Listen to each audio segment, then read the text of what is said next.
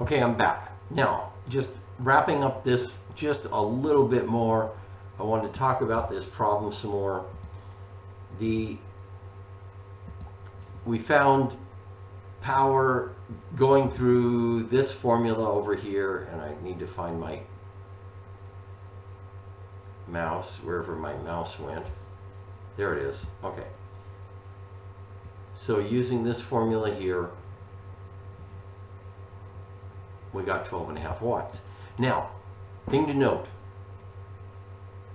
voltage and current are going to be in phase across the resistor. This is the only component where you lose power. So if you found the voltage across this times the current, you would get the power, and it should equal 12.5 watts. We already have an expression for current, which is 5√2/2 at an angle of 15. And multiply it by the resistance of 2, you get this, and simplifying, then you get this factor. You can now use just power is going to equal, they're in phase, 1/2 magnitude of I, which is 5√2/2, magnitude of VR, which is 5√2. So 1/2 5√2/2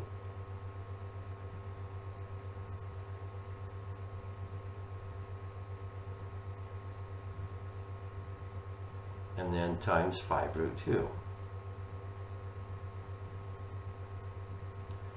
And when you put it all together, you get 12.5.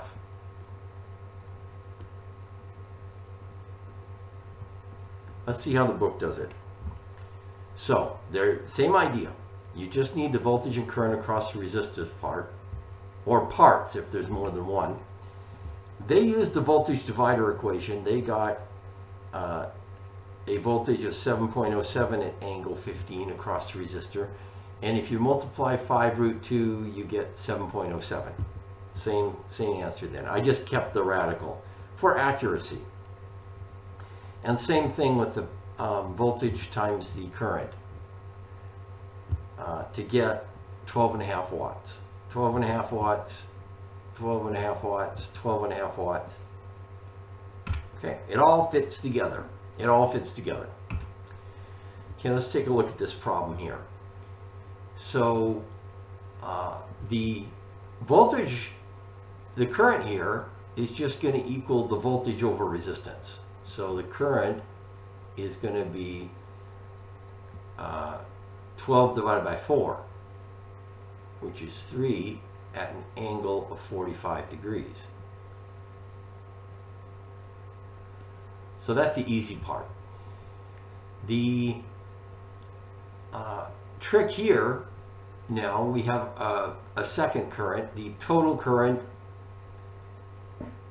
well anyway, we got to figure out a way to get this. Well, voltage over Z is going to give us the current in the second branch, I2. But I'm going to use new octave for this. And let's flip over to new octave. There we go. I created a script. So Z is going to equal Zm, the magnitude of Z, absolute value 2 minus J. The angle of Z is 2 minus J times 1 over pi. The magnitude of I2 is going to be the voltage, 12, divided by the magnitude of Zm, of Z, that is, Zm. The current through, the angle of the current through 2 is going to be the voltage, the angle of the voltage minus the angle of the impedance. And so let's take a look at the output of octave to see what we get here. So we got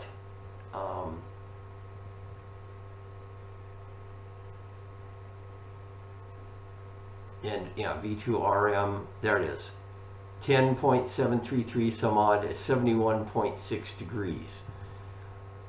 That's the voltage across the second resistor. So the power dissipated by the second resistor,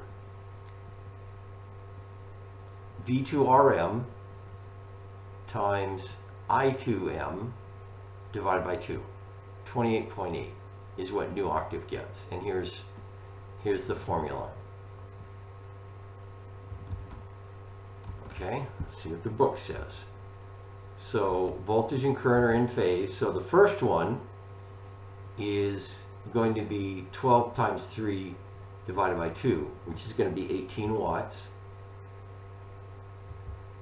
There we go.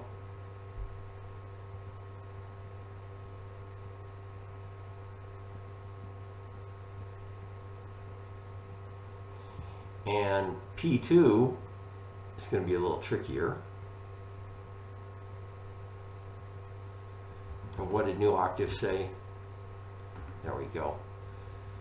28.8.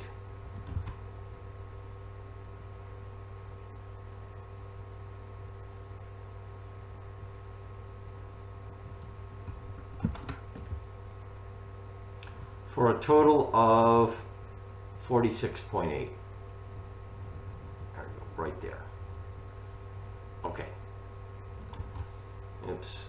Let's take a look, see how this works out. So I2, they get 5.36 at 71.57. 5.36 at 71.57. There it is. And power across a 2 ohm, 1/2. Now, you can do this. R times I1M, you get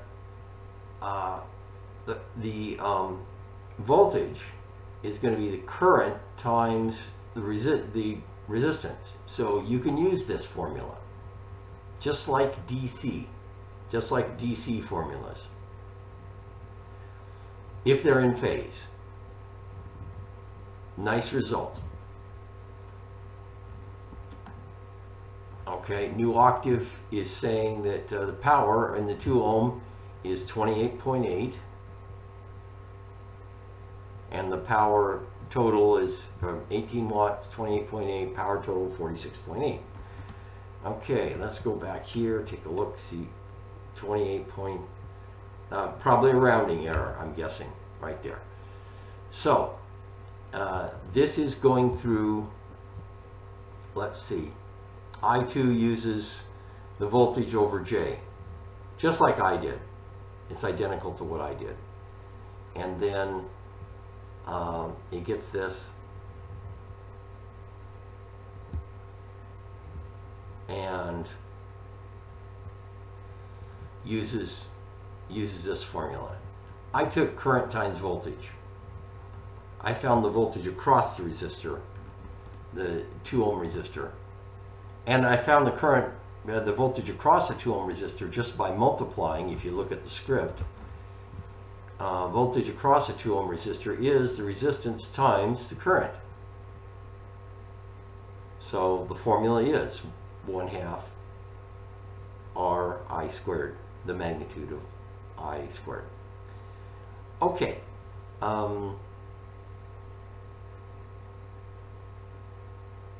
Let's keep going on this. So the P total is 46, I get 46.8. Now, they get the sum of the two currents right here. They also do that, which I did in new octave. So let's go see what that's going with. So after I got the total power here, I got the total current. Editor. Go to the editor. Total current is just, I have to express them as two complex numbers, add them together, and I get this complex number. So new octave, you just leave it in complex number notation. Total current, total voltage, and that's just the 12 at the angle 45. So 12 divided by the square root of 2, or yeah, 12 divided by the square root of 2 would give you this. And then I can just use the power calculation 2, I call it.